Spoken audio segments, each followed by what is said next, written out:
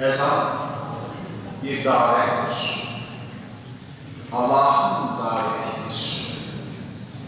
Ezanın her bir lafzı kutsidir, mübarektir. Çünkü bir insan ait değildir. Çünkü siz hem insanlığı ve hem de Cenab-ı Hakk'ın yarattığı her bir varlığı Allah'a tesbih için davet ediyorsunuz. Her şey, ama her şey Allah'ı tesbih eder.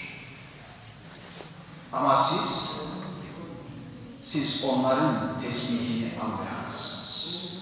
Nebata, hayvana, her bir Allah'ın yarattığı nesne kendi insan had ile Allah'ı tesbih eder. İşte müezzin olarak siz her bir varlığa Allah'a tesbih için davetiye çıkarıyorsunuz. Ne bir mukaddes. Onun için de değerli kardeşlerim, Hz. Bilal'le özdeşleşmiş olan ki Allah Resulü sallallahu aleyhi ve sellem burada da işi ehline vermenin en kıymetdar bir iş olduğunu ifade ediyor. Neden yanındakilere söylemedi de bir zenci olan Bilal'i sen çıkarabilirler? Çünkü o zaman da o yanık sesiyle insanları en güzel davet edilecek olan mekana onun dilinden bu işe en çok ehil olan insan olduğu için Allah Resulü sallallahu aleyhi ve sellem mübarek Kabe'nin üzerine çıkmasını isteyerek daveti gerçekleştirmiş. Onun için genç Bilal olabilmek hepimizin arzu olsun, hepimizin isteği arzusu olsun ama lütfen ama şu anda yaptığımız hataları yapmamak, en güzel sesli insanları en çok itibar edilecek olan yerlerde istihdamını sağlamak. Maalesef bugün müezzinlerimizi camilerimize gönderirken daveti değil de insanı ön plana getirerek efendim eşi hasta, çocuğu hasta, şöyle bir ihtiyacı var, efendim şudur budur sahiplerle değil. En güzel ses, en güzel nida, en güzel makam insanların kulaklarını Rabbine yöneltecek, o daveti icabeti sağlayacak usulü ve tertibi kim yapabiliyorsa o özeni göstermek suretiyle bizim müezzinlerimize gerekli itibar ve değer vermemiz lazım. Allahu Ekber, Allahu Ekber, Allah.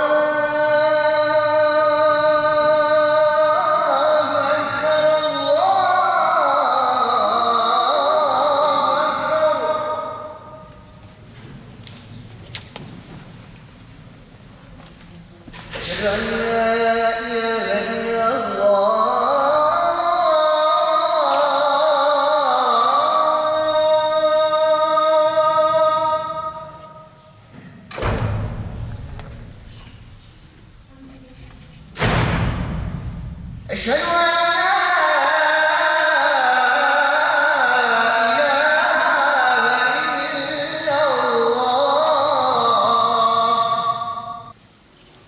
en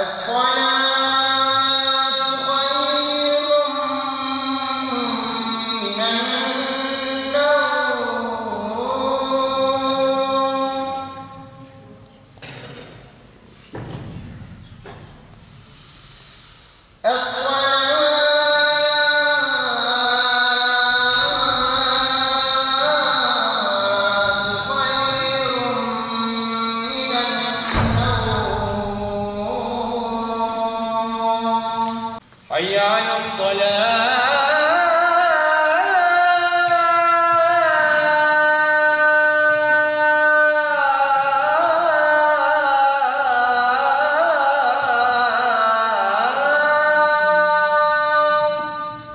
حي على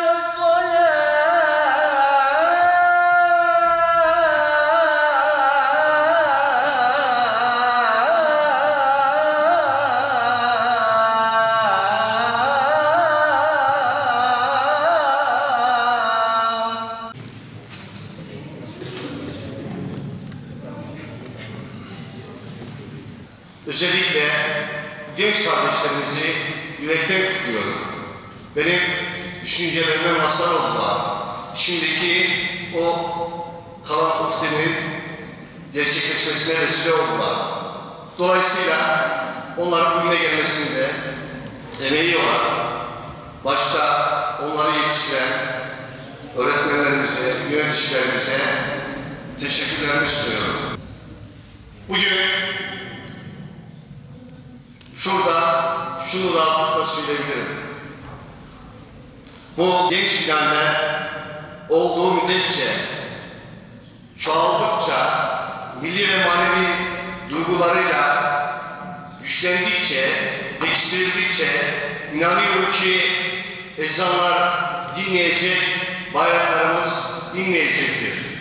Ne mutlu bizlere böyle bir nesli bahşedenlere. Rabbim bunların sayısını artırsın. Sizlere de bizlerle beraber olduğumuz için hepinize teşekkürlerimi sunuyorum. Öğrencilerimi, dereceye giden kardeşlerimize ilimizi bölgede en iyi şekilde temsil edeceklerine inanır ve şimdiden kendilerine başarılar diliyorum.